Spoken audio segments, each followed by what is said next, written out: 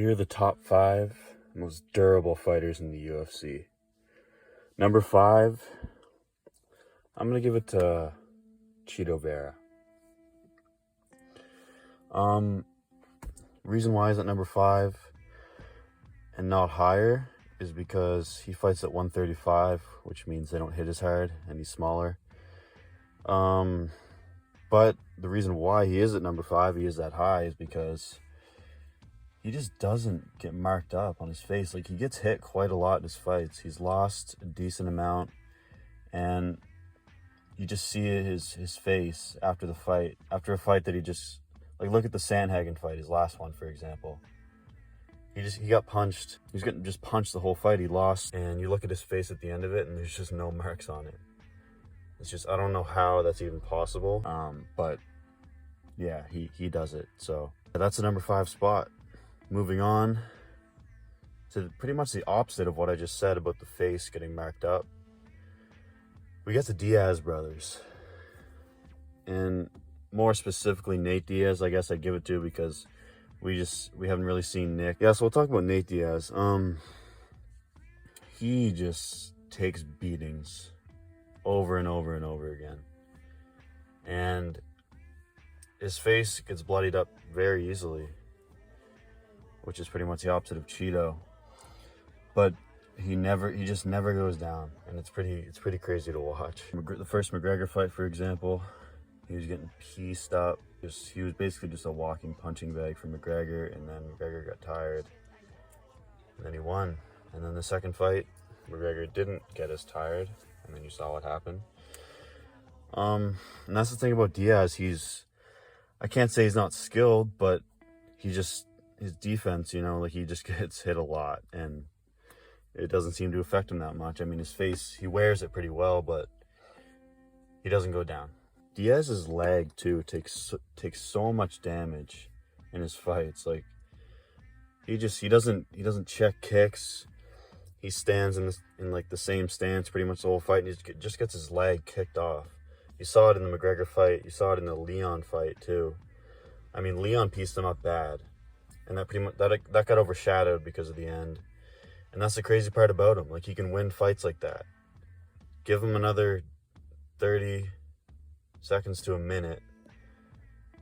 I know it's like a meme to say that, but he probably would have won that fight. It's just crazy. He can get beat up bad the whole fight, and it almost doesn't even look bad because it's him. If it's anyone else that Leon's hitting with those shots, I mean, they're going down. And that's the crazy part about him. That's what makes him the fan favorite. He kind of just gets beat up, and then he can just come back at any moment because he has that good cardio, and he's just tough like that and durable. The reason he's not higher is because, first of all, just the other people that I have on this list.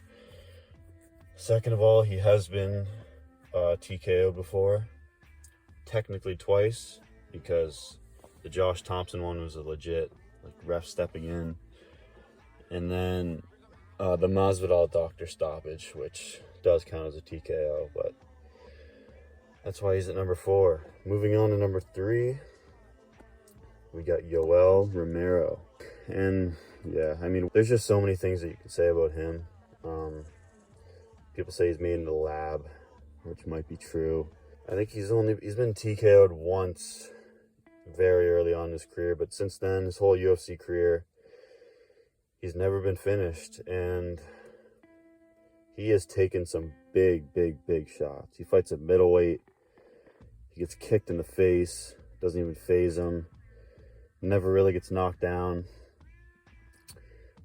His neck's made of steel. Yeah, I mean, I don't know. I think this guy was definitely made in the lab. He's 46 years old. He's still fighting. He just fought for a title in Bellator, and he got beat up pretty bad in that fight too, but again, he didn't get finished. 5-round fight.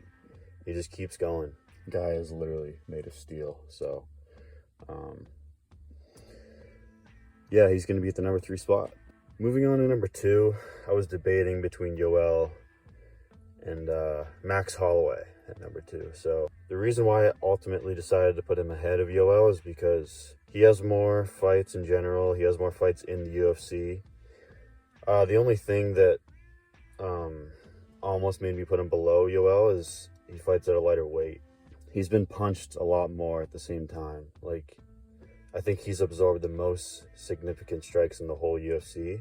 And yeah, he gets hit a lot in his fights, with some hard shots too. He fought Dustin Poirier, who might as well be a 170 pounder. Guy that's way bigger than him. Hit him pretty hard, beat him up pretty bad. And again, he doesn't go down. Never been finished. Or he might have been submitted, but he's never been TKO'd in his whole UFC career. He's fought in the UFC for, I think, over 10 years.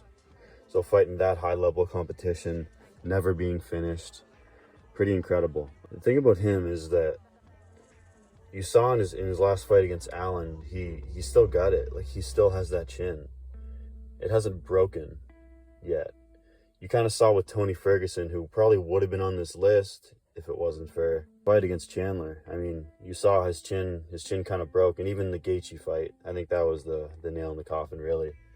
Yeah, you saw he was one of those guys that could just take all that damage, but then his chin finally broke, and that still hasn't happened to Holloway yet. Who knows if it even will.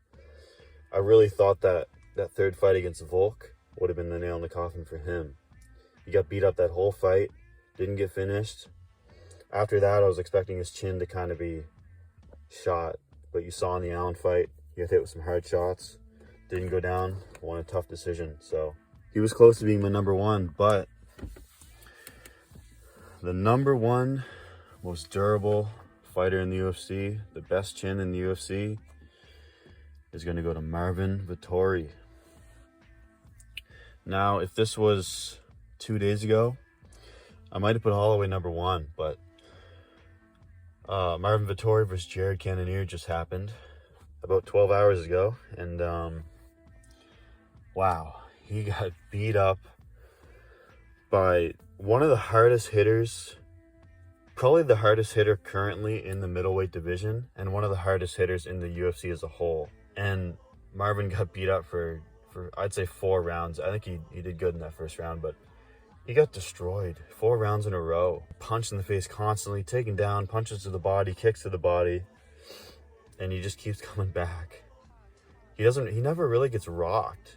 He gets hit with super hard shots, but you never see him stumble. You never see him get knocked down.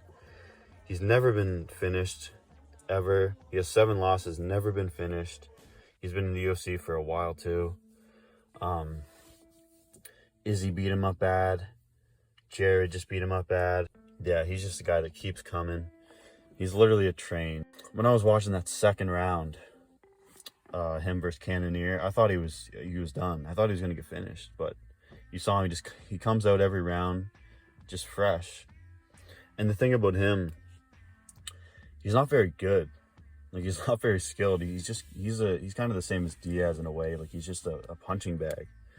And also the fact that he sits at the top of his division, these things kind of show how durable he is, because his skill isn't that high, so he takes so many punches. If Jared Cannonier hit anybody else with those big shots, they 100% would have been out. I think Marvin's the only person almost in the entirety of the UFC who can take those shots from Jared and not go down, and not get knocked out, and not get finished.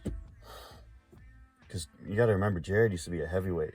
Yeah, it's insane that he can take those shots. So, number one chin, number one durability in the UFC is going to go to Marvin, the Italian Dream Vittori. Make sure you guys subscribe if you enjoy this kind of content. The next video I might do is the worst chins and the worst durability in the UFC. So let me know if you guys want to see that. Thanks for watching.